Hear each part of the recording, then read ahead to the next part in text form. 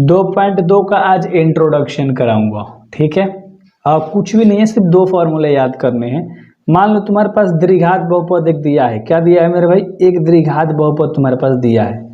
सबसे पहले आपको समझना है द्विघात बहुपद किसके फॉर्म में होता है? A X square plus B X plus C के रूप में।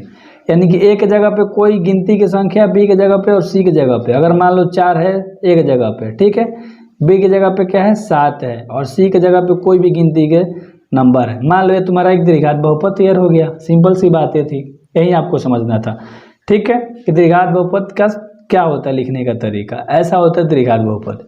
अब द्विघात बहुपद में तुम्हें बोल सकता है कि शून्यक निकालने के लिए, शून्यक निकालने के लिए अगर आपको पूछ देगा, क्या पूछ देगा मेरे भाई? शून्यक ज्ञात करें, ठीक है। तो इसके बराबर में हम क्या लगा देंगे? 0 लगा देंगे, यानी कि शून्य लगा देंगे, ठीक है। और फिर इसका हम लोग फैक्टर करके निकाल सकते हैं शून्यक। तो इस तरह से 0 लगा के निकाल लेंगे। ये सारा क्वेश्चन आप लगाओगे ना 2.1 में, 2.2 में, तो आपको सारी चीज़ें अच्छे से समझ में आ जाएंगी। बहुत आसान है ये। आपको समझ गया कि शून्यक कैसे निकलता है, बराबर में 0 रख के, और इधर हम लोग सॉल्व कर देंगे, समीकरण निकाल देंगे, ठीक है, समीकरण को हल कर देंगे। समझ में आपको अच्छे से आ गया होगा। चलो ठीक है। इसमें दो सूत्र पूछता है मेरे भाई। शून्यकों का योगफल, ध्यान से याद रखो, शून्यकों का एक योगफल। योगफल पढ़ने का मतलब क्या है? मान लो दो कोई भी है, अल्फा और बीटा, कोई मतलब अल्फा प्लस बीटा, ठीक है। इसको जब सॉल्व करोगे ना आप, दो चीज़ें निकल के आएंगी, ठीक है। तो आप किसी एक को अल्फा मान लोगे, एक को बीटा मान लोगे। मान लो तुम्हारा दो शून्यक आ गया है, एक अल्फा और एक बीटा आ गया है, ठीक है। तो अल्फा प्लस बीटा बराबर क्या होता है? माइनस के बी बटा में ए। देखो ए बी और सी, तो बी की जगह पे तुम्हारा क्या है? 7x वाला प्रॉपर्टी, यानी x वाला प्रॉपर्टी है, तो x का क्या होता है मेरे भाई? गुणांक। कोई दिक्कत वाली बात नहीं है। बाटा में ए की जगह पे क्या है तुम्हारा मेरे भाई? ए, एक्स स्क्वायर वाला पार्टी है, तो एक्स स्क्वायर का गुणांक। समझ में आ गया होगा अच्छे तरीके से। यहाँ माइनस में भी है तो माइनस में x का गुणांक हो जाएगा ऊपर, ठीक है। अब शून्यकों का एक पूछता है गुणनफल। शून्यकों का गुणनफल ये होता है सी बटा में ए। सी का मतलब यहाँ वाला संख्या अचर है, ये चर नहीं है, अचर है। इसमें गिनती यानी कि एबीसीडी का कोई भी चीज़ नहीं शामिल है, तो ये क्या है? अचर है। तो लिख सकते हो कि अचर राशि है, ठीक है। और बटा में क्या कह रहा है? ए वाला क्या है? एक्स स्क्वायर का गुणांक। एक्स स्क्वायर है ना गुणा में ए के, तो एक्स स्क्वायर का गुणांक, एक्स स्क्वायर का ये लिखने का तरीका होता है, इसलिए मैं आपको समझा रहा हूँ, ठीक है, अच्छे तरीके से। तो ये तो तुम्हारा द्विघात बहुपद था। बस इसी तरह से आपको पढ़ना है 2.2 में। अगर मान लो त्रिघात बहुपद एगो दे दे, आसानी से समझो।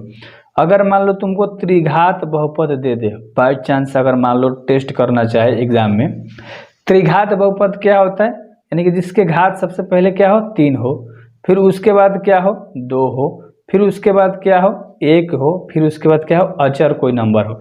यानी ए के जगह पे कोई संख्या, बी के जगह पे, सी के जगह पे, डी के जगह पे कोई गिनती की संख्या आ जाएगा। सपोज बैठा देंगे कैसे? मान लो 4 है, ठीक है, यहाँ पर 2 है, ठीक है, यहाँ पर क्या आ गया? 3 आ गया, और यहाँ पर मान लो 4 है। गिनती की संख्या सब रख दी ना ए बी सी डी के जगह पे, तो तुम्हारा एक क्या आ गया? समीकरण आ गया। पूछेगा कि इसका शून्यक निकालने, तो बराबर में 0 रख के निकाल देंगे हम लोग, ठीक है। आगे क्वेश्चन करोगे सब समझ में आएगा। ट्राई करो इंट्रोडक्शन में कि कॉन्सेप्ट समझो कि मैं कहना क्या चाह रहा हूँ। अगर इतना आपको समझ में आ गया तब सारी चीज़ें कर लोगे। तो यही करना था। अब त्रिघात बहुपद में भी सूत्र बन जाता है। मान लो त्रिघात बहुपद यानी कि 3 गो कोई भी बहुपद है, अल्फा है, बीटा है और गामा है, 3 गो, ठीक है, गामा है, ठीक है मेरे भाई। तो इसका सूत्र 3 गो बनेगा।